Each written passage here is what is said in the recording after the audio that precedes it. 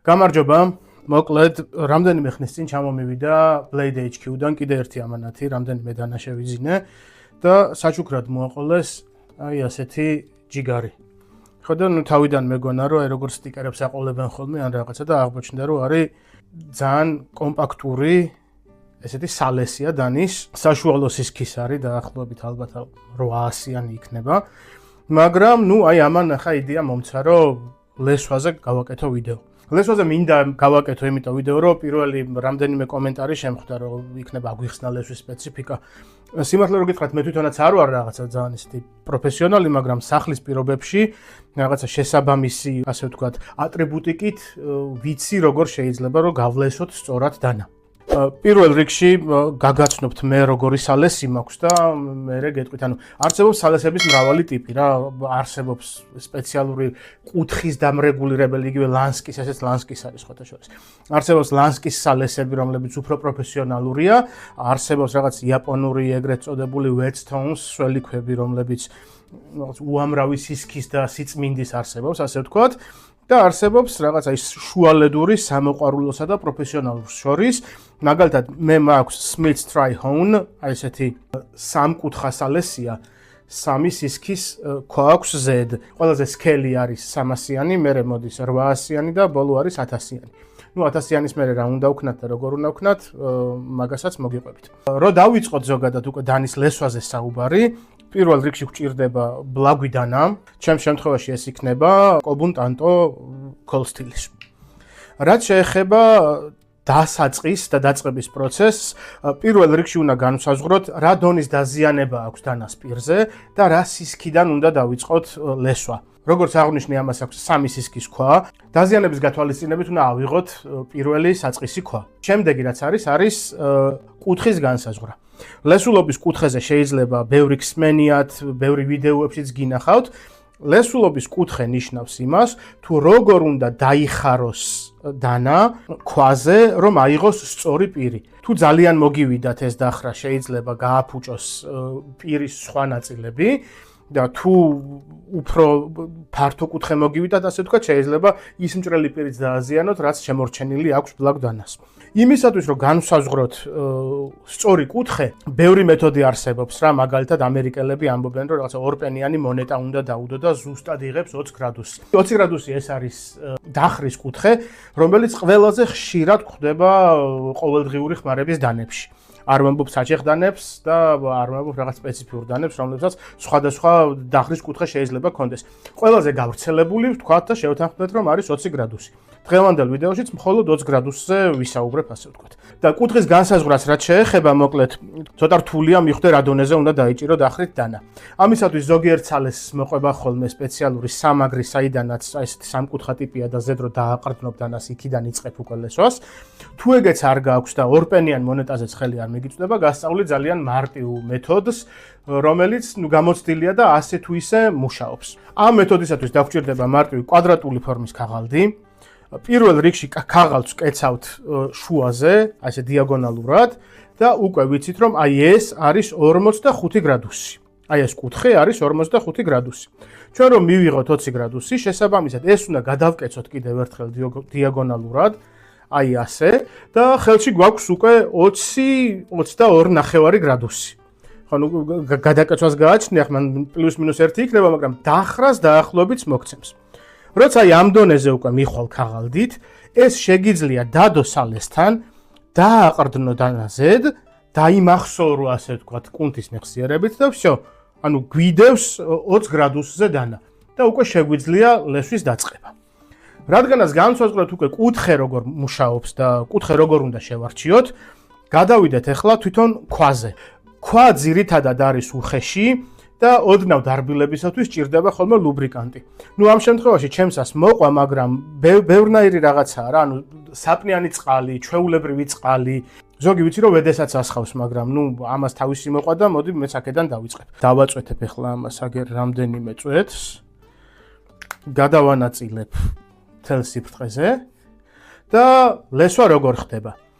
ყოველთვის ლესავთ წინაც და უკანაც. წინაც და უკანაც. ეს იმას ნიშნავს, რომ დანას არ ექნება ლესულობისას, აი მიკროსკოპში რომ გახედო, გრძელი და წვრილი კბილები და მალე არ დაბლაგვდება, ანუ ეს მიკროსკოპული კბილები მალე არ დაიმტრევა. ყოველი უკან გამოსმა, ანუ პირის მხარეს გამოსმაც ნიშნავს იმას, რომ ეს გრძელი კბილები უფრო მოკლდება და უფრო ბასრი ხდება. შესაბამისად, პირი ხდება უფრო მდგრადი, უფრო დიდხანს გაყვება და უფრო ძნელად დაბლაგვდება. გავედით, გამოვედით. გავედით, გამოვედით.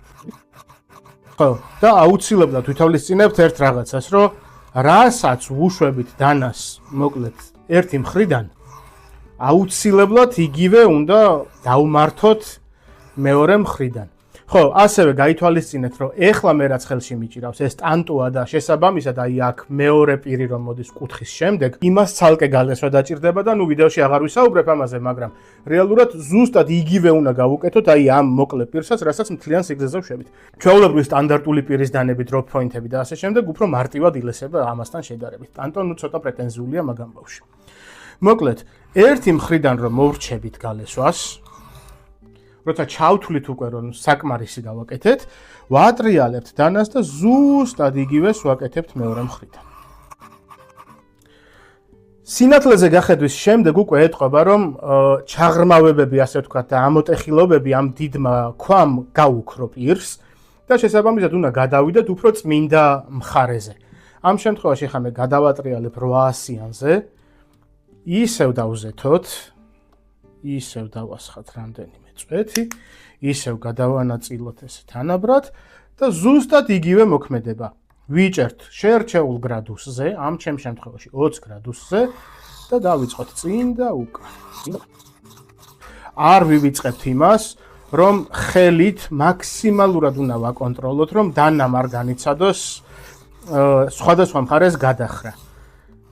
აუცილებელია, რომ ხელი, რომელშიც ტარი გვიჭირავს, გქონდეს მაქსიმალურად გაჩერებული, იმისათვის, რომ არ გამოვიწვიოთ დანის ზედმეტად დაზიანება, ან პირის დაზიანება განსაკუთრებით. ვცვლით ამ შემთხვევაშიც და მეორე მხარესაც ზუსტად იგივეს ვაკეთებთ. ესეც ასე. უკვე მივედით იქამდე, რომ დანის პირი ითხოვს ყველაზე წმინდა ქვას, ასე ვთქვათ, უკვე გაქრა ანარეკლებით, აი სინათლეზე რომ გახედავ, პირი აღარაფერს აღარ ირეკლავს, ეხლა უკვე მივდივართ იმაზე, ეს დანაჭრის, მაგრამ ჩვენ გვინდა რომ უფრო გაჭრას, აი რომ იტყვენ პარსავდეს, რომ პარსავდეს ამისთვის უკვე უფრო და უფრო მაღალი სალესი ნომრები გვჭირდება. აქ ამ კომპლექტს, ესე ვთქვათ, 1000-იანი აქვს ყველაზე წმინდა და ამის შემდეგ უკვე იქნება ტყავი, ესეც დავზეთოთ, გადავანაწილოთ და დავიწყოთ.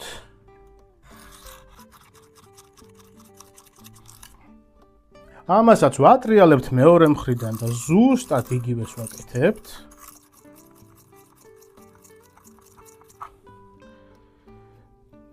და აი ესე მონტაჟური ოსტატობის გათვალისწინებით მივედით იქამდე, რომ დანა ქვაზე უკვე გალესილია. ქვის შემდეგ ვაკეთებთ ეგეთ რაღაცას, რომ დანას აუცილებლად ჭირდება უფრო რბილი ზედაპირი იმისთვის, რომ უფრო და უფრო დაიხვეწოს მისი პირის ლესულობა. 1000-ის შემდეგ ეხა სამწუხაროდ მეტი აქ არ მაქვს, აი 2000-3000-იანი და პირდაპირ გადავალ ტყავზე. ტყავი რო კარგად დამაგრდეს, ამას გადავატრიალებ ცოტა უხეში ზედაპირზე. ასეთი პატარა ნატურალური ტყავის ნაჭერი შეგვიძლია დავაფინოთ თვითონ სალეს ქვაზე და მივყვებით. ოღონდ ამ შემთხვევაში წინ აღარ ვაკეთებთ. ანუ პირის მიმართულებით აღარ ვლესავთ. მხოლოდ პირიდან გარეთ ვლესავთ, იმიტომ რომ წეღან ზემოთ ხსენებული კბილები, რომლებიც უკვე დავუმუშავეთ იმ დონეზე, რომ ძალიან ბასრია, უფრო გაბასრდეს, ასე ვთქვათ, ამა დამოკლება აღარ ჭირდება ამ კბილებს, უბრალოდ უფრო და უფრო უნდა გაპრიალდეს, რაც უფრო სარკესავით იქნება პირი, ესე გრუბად რო ვთქვათ, მით უფრო კარგად გაჭრეს. ამიტომაც ვიწყებთ აი ესე.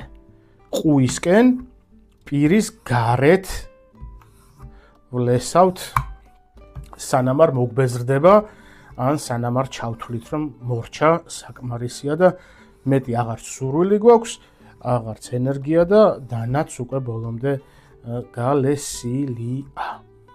მეორე მხრიდანაც ზუსტად იგივეს ვაკეთებთ. დავიღალეთ, ესეთ მოვჭით. მოვჭი, აი არ შემიმოწმებია და ეხლა თქვენთან ერთად შევამოწმებ ყველაზე ჯიგრულად, მამაპაპურად, საკუთარ ბეწვზე უნდა შეამოწმო, რამდენად კარგად გაილეს. ეხლა არ ვიცი მანდ გამოჩნდება თუ არა, მაგრამ არ მოგატყვევთ და გეტყვით. კაც მოაპრიალა გემრიელად. აი აგერ ეხლა ამის ამოსვლასაც უნდა ველოდო. მოკლედ, ბევრი რო არ გავაგრძელო, არაფერი რთული არ არის. უბრალოდ ჭირდება დანის ლესვას რამდენიმე გამოსადეგი, საჭირო და გამომდგარი, რაც მთავარია ინსტრუმენტი და მონდომება. მონდომება, ცოტა დაკვირვება და მოთმინება, იმიტომ რომ ცოტა ხანგრძლივი პროცესია, ახლა პატარა ვიდეოში მარტივად ჩაეტია, მაგრამ რეალურად დაახლოებით 1-40 წუთი მაინც ჭირდება ინსტრუმენტების გარეშე, რომ ძალიან კარგად მოირგო, ასე ვთქვათ და გალესო დანა. არ ვიცი, შეიძლება მე თვითონ რო ვიცი რაღაცები, ახლა ინფორმაცია დავაკელი, რამე არ მოგაწოდეთ ბოლომდე და არ აგიხსენით, მაგრამ თუ ესეთი რამე იქნება, აუცილებლად არ მოგერიდოთ, კომენტარებში დამისვით კითხვები და გიპასუხებთ, შეძლებს დაგვარად აუცილებლად. იმედი მაქვს, რომ რაღაც სასარგებლო იყო ეს ვიდეო, გამოიყენებთ, გამოგადგებათ. ეგ არის და ეგ. მადლობა.